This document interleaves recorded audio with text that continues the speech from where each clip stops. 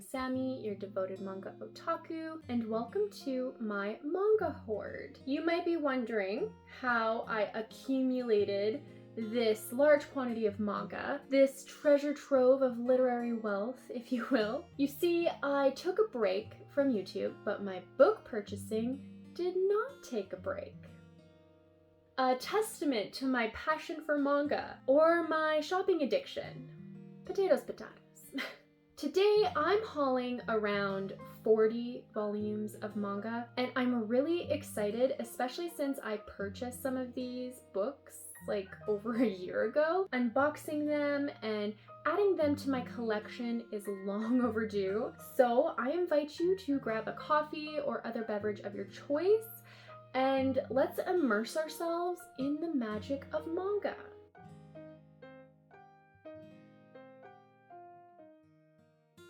Alright, I think the first two books that I'm gonna haul today are my two packages from Amazon.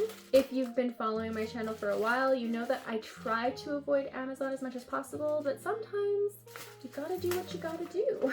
To kick off this manga haul, we are going to be looking at Beastmaster Volume 1, and this is by Kyousuke Motomi. And then in package number 2, we have volume number 2. These are both published by Viz Media, and they are rated for older teen. These volumes have been sitting here in my pile since January 2022, and I'm so happy they are finally seeing the light of day. I'm actually kind of surprised that this series was relatively easy to find, as it's an older manga. I'm actually kind of curious to see when this was published. So it looks like this was published in 2007 and it was translated in 2009. First printing November 2009, 7th printing December 2018.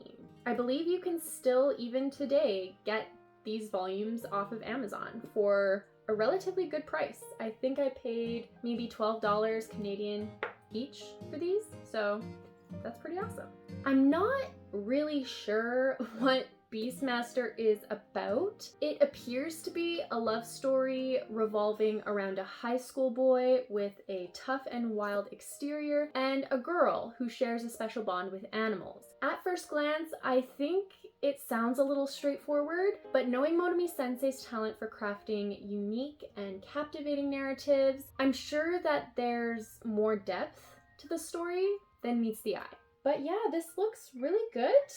I'm excited to read another one of her series, and so happy that I can now add it to my bookshelves. I do have a little bit of order to this chaos. I do want to try to unbox things together if possible, just because when I put them on the shelf, I just like when it lines up with all of its buddies, with all of its friends. Okay, so we are going to unbox these bad boys. I foresee a mountain of cardboard in my future. Of course. Couldn't make it easy, could we?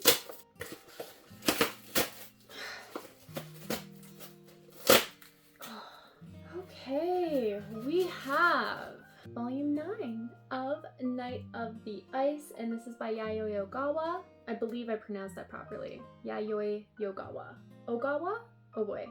If I didn't, I'm so sorry. But this is volume 9. Oh my gosh, the back is so cute! And now we're gonna unbox this one. Oh, come on. I think the manga's mad at me.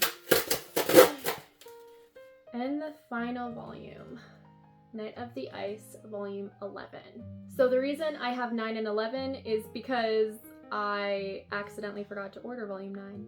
And then I ordered these two together because volume 11 came out last year, I believe. So Night of the Ice is published by Kodansha and it is rated 16+. With these unboxed, my Night of the Ice series is finally complete and I can now work on finishing reading this series. It's been ages since I read the first 3 volumes of this, but if you want to hear my thoughts on them, I will leave a link on the screen and in the description to that wrap up. But if I'm remembering correctly, the manga follows a young and career-driven woman named Chitose.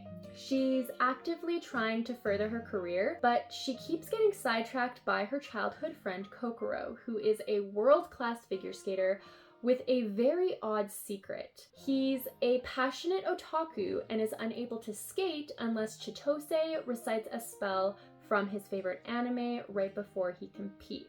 Obviously, this interferes with her job and Chitose has to try and balance work and this odd but seemingly necessary ritual. I remember this being a lot of fun and I recall liking the characters and the romance. It's also written by Ogawa sensei, the mangaka that wrote and illustrated my favorite manga of all time, Tramps Like Us.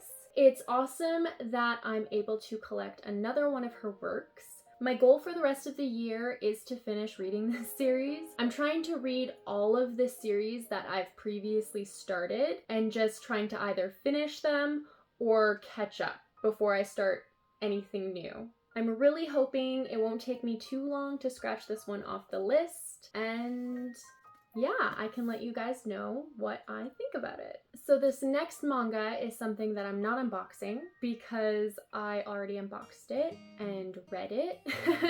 And that is volume 9 of Spy Family by Tatsuya Endo. This is published by Viz and it is rated older teen. Now, even though I've read this, I haven't reviewed it on my channel yet, but I could not read it when Spy Family is one of my favorite ongoing series right now. Basically, the manga follows a spy named Twilight who is tasked with a mission to fabricate a family for cover and get close to an elusive target. He ends up adopting a little girl named Anya who is keeping her telepathic powers a secret, and he marries an enigmatic woman named Yor who, unbeknownst to Twilight, is a deadly assassin. As this quirky household navigates their new roles, they gradually form a genuine bond as a family. I'll probably do a formal review of this volume in my next wrap-up, but let me just say, I'm still very much in love with this series. My only critiques would be that I want more main plot progression and relationship progression, specifically between Yor and Lloyd. Where is the romance? Endo-sensei, please, please, stop teasing us. Now, despite those few criticisms, Spy Family continues to be a heartwarming story about love, trust, and finding family in the most unexpected places. I'm super duper curious about volume 10, which comes out in October. The cover hints that it might reveal some of Twilight's backstory, which is very intriguing because he's still very much a man of mystery. Also, I can't wait to see the movie once it hits streaming services. I'm curious if it'll follow the manga events or if it'll be its own standalone story. Overall, if you haven't tried Spy Family yet, it comes highly recommended for me and you should definitely go check it out. We are gonna open these ones next. We've got another 2 indigo books here. That's what I like to see. So we've got volume 7? Yes. Volume 7 of Skip and Loafer. And then in this one, we've got volume 6. Oh my gosh, these covers are so cute. So Skip and Loafer is published by 7 Seas Entertainment. It is rated 13+, and story and art is by Misaki Takamatsu. Skip and Loafer is one of those series that I'm very eager to get back into. I've read the first few volumes and I adored everything about the series, especially the characters and the humor. I was laughing so much reading the first 3 volumes. Skip and Loafer is a slice of life potential romance series that follows a determined and book smart high schooler named Matsumi. So after leaving her quaint town to attend high school in Tokyo, Matsumi struggles to fit in socially, but later she finds herself making memories with new and caring friends.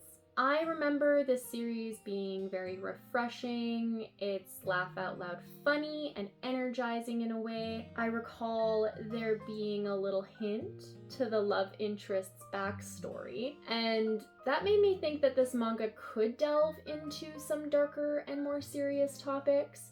But we'll have to wait and see. Catching up with this series is going to be a lot of fun, and I can't wait to see what happens. I know that the anime came out fairly recently.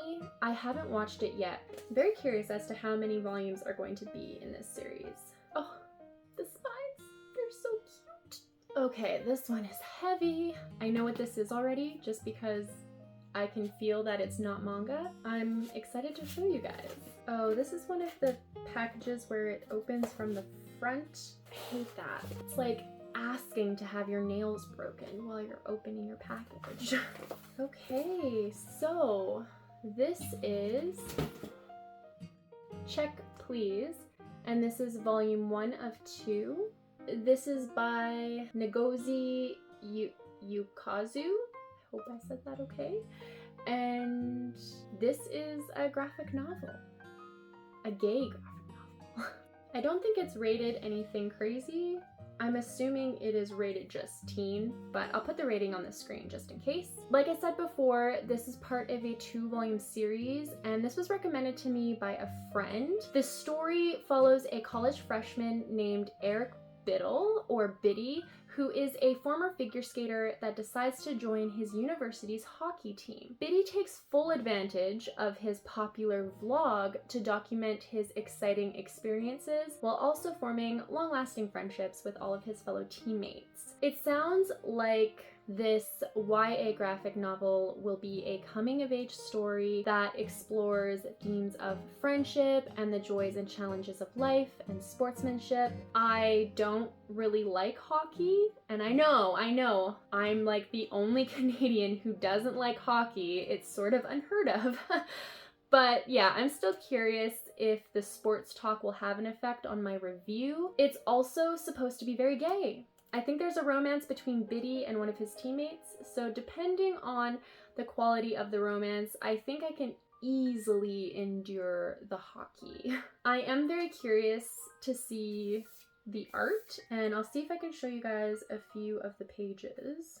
I've got to say though, like, the quality of the paper is super nice.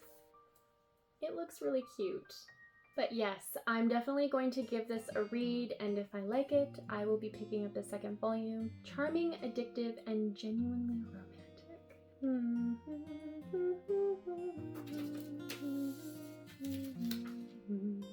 So now I have 3 packages to open, and we'll start with the top one. We have volume 8 of My Dress Up Darling. The exciting thing about this is that it's wrapped in plastic, meaning maybe something happens between Marin and, is it Gojo? A girl can dream. Oh, I hate these packages that have like the fluff in them. We have volume 7, and last but not least, ta-da! Volume 9, and she's puckering up for a kiss! I want them to be together so bad. So this is My Dress Up Darling. This is by Shinichi Fukuda. This is definitely rated mature, and it is published by Square Enix Manga.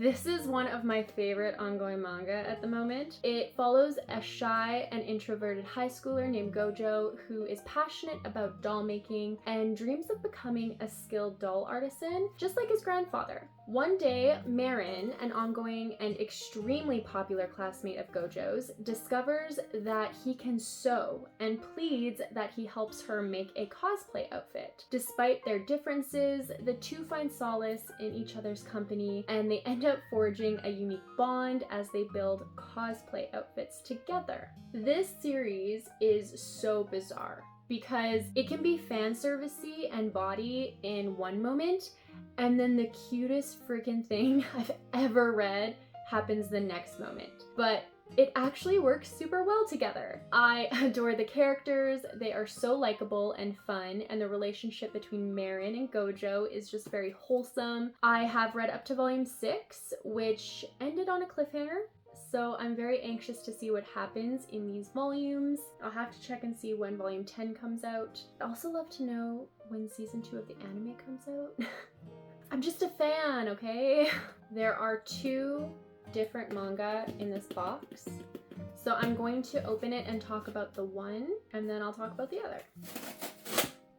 The first thing I'm going to talk about is Blood on the Tracks, volume 13. This is by Shuzo Oshimi. It is definitely rated mature, and it is published by Vertical.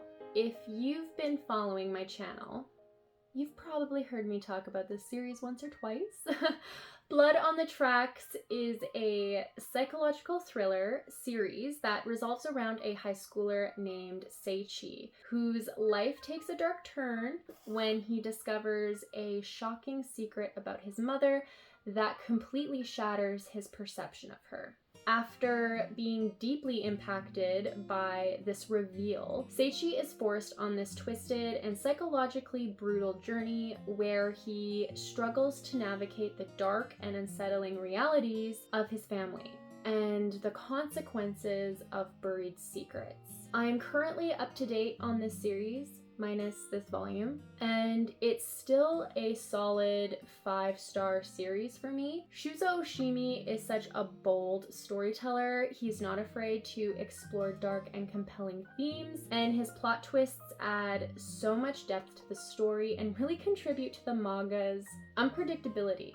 Plus, his artwork, it's excellent. His art definitely makes my skin crawl sometimes. If you enjoy suspenseful and gripping stories with deep psychological exploration, I highly recommend checking out Blood on the Tracks. However, keep in mind that it does contain several sensitive and mature themes, including emotional, sexual, and psychological abuse, so it's important to approach the series with caution, especially if any of those themes are sensitive triggers to you. I'm also realizing that volume 12 is probably in here somewhere. Is this volume 12? What are you? So much for being organized. Oh no, the sticker. Oh god. There's a packing sticker in the box and it's stuck to my cover and it left like a sticky residue. I'm gonna have to wipe that off, but there's volume 12 in all her glory. Oh, that's so annoying. It could have been worse. It could have been worse. Now, the other manga that I had in this box was volume 18 of Dragon Ball Super, and I think I have another volume over here. Just give me a second. And this is volume 17.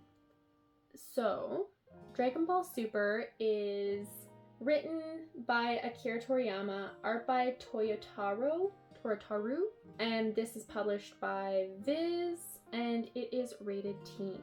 It's been super entertaining watching my husband enjoy these books. I still need to continue Dragon Ball. I read the first Omnibus last year, and it's been hard to pick up Dragon Ball again, just because some of the jokes and characters have aged poorly. I know it'll get better the more I read. I just have to get over the hump. I will get to Super eventually, but for now, it's been fun listening to my husband talk about them, and I really do enjoy the updated art. I think it looks fantastic. And there's my boy Vegeta on the back. I'm excited to give them to my husband to read, because he's been waiting oh so very patiently for these. Now we're on to the big boys, the Right Stuff boxes, and we're gonna start with the little one. Oh, she's looking good.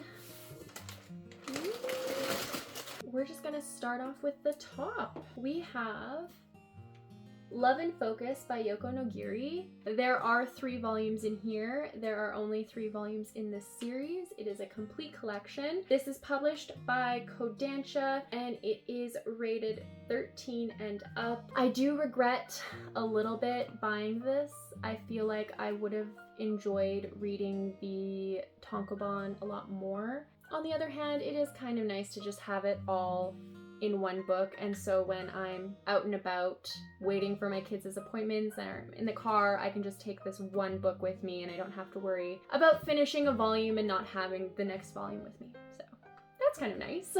Now, I just recently found out that this is a love triangle story, which isn't my favorite trope, but it's kind of my own fault because number 1, I don't do enough research before buying books. And number 2, look at the cover. I mean, it's quite obvious that it's a love story, and I just somehow didn't make that connection. The storyline follows a high schooler named Meiko who's passionate about photography, so she enrolls in a specialized photography school. Among her classmates, there are 2 boys that catch her attention, both of which have very different personalities. One boy is very friendly and outgoing, while the other is mysterious and reserved. You know, it'd be wild though, if the boys like said screw it and just the boys fell in love with each other. I think I might be reading a little too much Sasaki and Miyano, or watching too much of Jordaline and her BL obsession videos, but it would be so cute and so unexpected if the boys just end up falling in love with each other.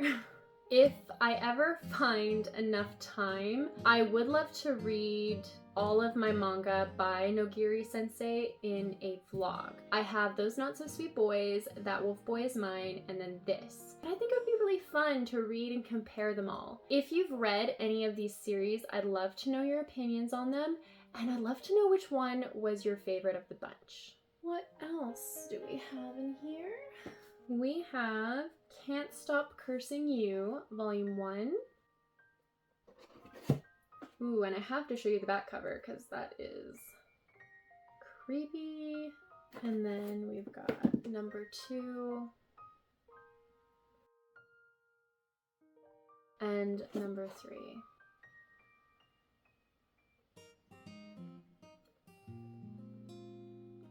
And I think volume 4 came out recently, so hopefully I can read these because I don't want to buy the 4th one unless I've read these.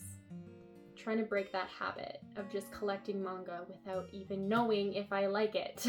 So Can't Stop Cursing You. Art is by Natsuko Uruma with original story by Kensuke Koba. And this is published by Yen Press and it is rated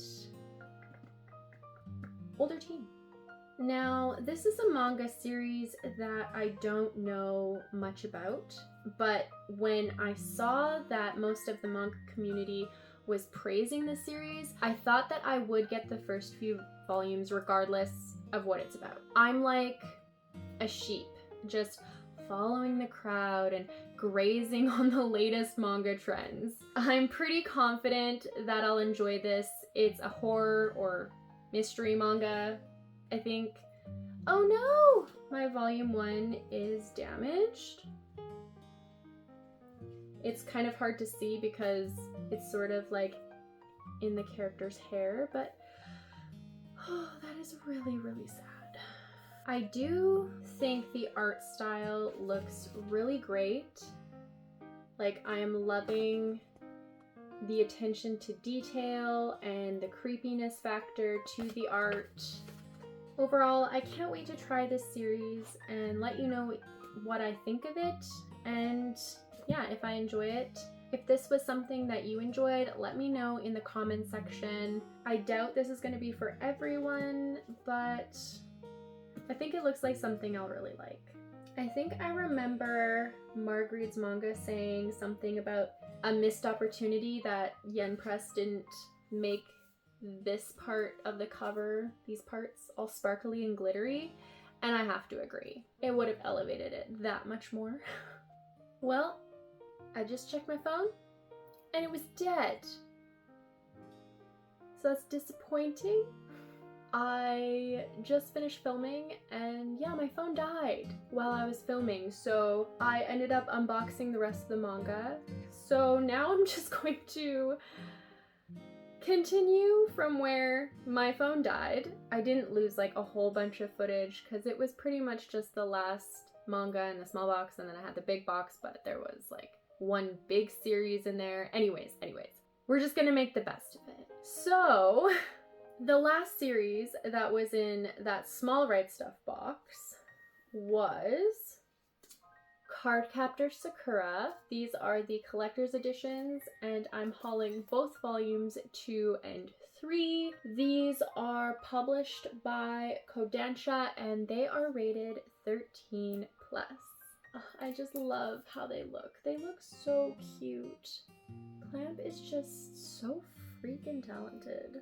I'm so thrilled to finally be hauling more of this series. The rest of the series is hiding somewhere in the rest of the hoard, but I'll haul them eventually, hopefully when my phone is alive and well.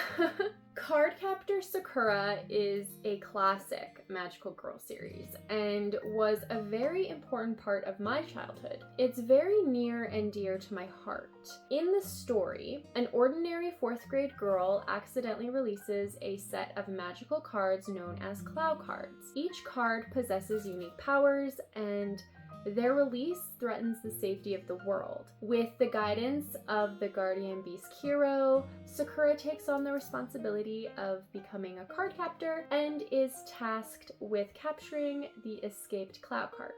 I've never experienced the manga version before. I've only ever watched the anime and the films, so I'm looking forward to diving into this magical adventure in its original form. Overall, I'm just very excited to revisit my childhood with this series, and I'm really excited to share this enchanted tale with my own kids, and I think it'll be a fun time. Okay, and then I think the next series I'm going to talk about is Noragami, and these are the Omnibus editions. So we have volume 1, which includes volumes 1 through 3, and then volume 2, which includes volumes 4 through 6. This is by Adachitoka. I hope I pronounced that properly. It is published by Kodansha, and it is rated 16+. Noragami is one of those series that I've been dreading to start collecting because it's just really, really long. But when I saw that these omnibus editions were being released by Kodansha, I told myself that it was time to start collecting them. Now, I've only ever watched the anime for this series, and I don't remember much apart from the basics, but I remember the impact the anime had on me, and I've decided to buy the manga for that reason alone. In the manga, you follow a low-ranking god named Yato, who's trying to become a well-known and revered god. He takes on odd jobs and charges a small fee in the hopes of raising enough funds to build a shrine and gain a following. One of his patrons is a high schooler named Hiyori, who hires Yato to help fix her soul because it occasionally slips out of her body, and that's not good. Nobody wants that. That's kind of where the adventure begins. I'm not really sure when I'll start this series. I'm not sure if I should wait until it's complete or if I should start now. Do I binge them? Do I read one a week? I'm not sure. So to those in my audience who've read really large manga series, what was the approach that you took, and do you have any tips? Because my track record for reading and finishing larger series is not great. And if I could get any hints, tips, or tricks in the comment section, I would be very grateful. I remember loving the anime, like I said, but I have to admit, the art for the manga is better. I'm usually a bigger fan of the manga art than the anime. There's a little bit of damage right on the spine, but it's not too bad. That's the one thing about buying these big books. See, even this one has a little bit of damage. It is more convenient having them all in an omnibus format, that's for sure, and cheaper. And then up next, I'm going to be hauling volume 1 of Kowloon Generic Romance. This is by Jun Meizuki. This is published by Yen Press and is rated mature. I really want to take a look at some of the art. Jun Meizuki is so talented at drawing. I just love that their art style is similar to older shoujo like Sailor Moon, especially like the eyes. I was first introduced to Jun Meizuki sensei's work when I read After the Rain, which was a very touching and memorable reading experience for me. So when I saw another one of her works was coming out in English, I knew I just had to have it. I'm pretty sure this has a sci-fi setting, but other than that, I don't know what it's about, and I think I'm going to keep it that way. A lot of people seem to be enjoying this series, so I can't wait to check it out for myself. I know that I have at least one more volume to haul, but I'm gonna hold off reading this until I have a few more volumes, and then I'll check it out and let you guys know what I think. But I'm pretty confident that I'm going to like it. Seems like my kind of manga. And then up next we have Parasite, and this is the full color hardcover edition. It is written by Hitoshi Iwaki and it is published by Kodansha and it is rated 16 plus or older teen. And we are just going to open her up and just take a look at the art. That is so pretty. I hope more manga go this route of being this full color hardcover experience because it's just really nice. They were the size of tennis balls. Their numbers. So Parasite is one of those series that is very much out of the scope of things I usually read. Parasite is a sci-fi horror manga that takes place in a reality where mysterious alien parasites are invading Earth by taking over the brains of their human hosts and turning them into creatures that feed on other humans.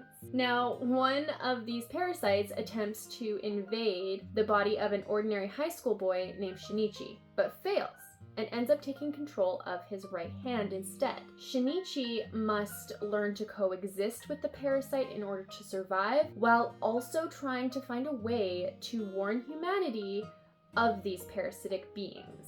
A lot of people really enjoy this series. I heard it features a lot of body horror and violence, but it's also kind of funny at times, apparently. I never really planned on buying this series, at least not anytime soon, but when I saw the words full color and hardcover, I couldn't help myself.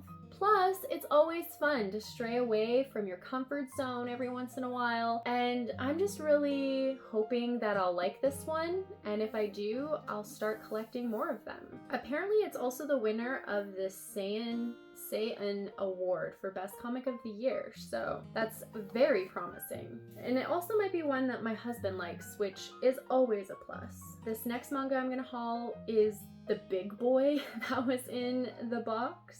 So just give me a sec here. We have 1 through 10 of Happiness by Shuzo Oshimi, and I'm gonna just show you quickly what the covers look like because they're amazing. I love them. It's very Oshimi sensei. So we have 1 and 2, 3 and 4. I love this cover. The spirals are giving Uzumaki. We have 5 and 6, and I'm noticing now that there's a little bit of damage on volume 5, which is not great, especially since, yeah, right there. Especially since I really like the cover of this one. Then we have 7 and 8 and 9 and 10. I've been trying my best not to spoil myself when it comes to this series. My knowledge is quite limited, but from what I gather, Happiness takes a more realistic and unsettling approach to vampires, packing in lots of gore and violence. Everyone I've talked to who has read this series has really enjoyed it, so I'm expecting a lot from it. I've mentioned it before, but the idea of doing a reading vlog featuring Shuzo Oshimi's works sounds like a ton of fun. Well, fun maybe isn't the right word. Entertaining? I don't know if it's really entertaining, but I want to do it. And it's definitely something that I'll try to explore in a future video. I think I'm almost done. I think we only have one more. Oh shoot. Nope, we're good, we're good, we're good, we're good. So I am going to be hauling volumes 3, 4, 5, and 6 of Summertime Rendering. And with these volumes now in my collection, I have the whole series, which is very, very exciting. Summertime Rendering is a mystery horror, and it is for mature audiences. And it's published by a publisher that isn't as well known, and that is Udon Entertainment. And then that is the final volume.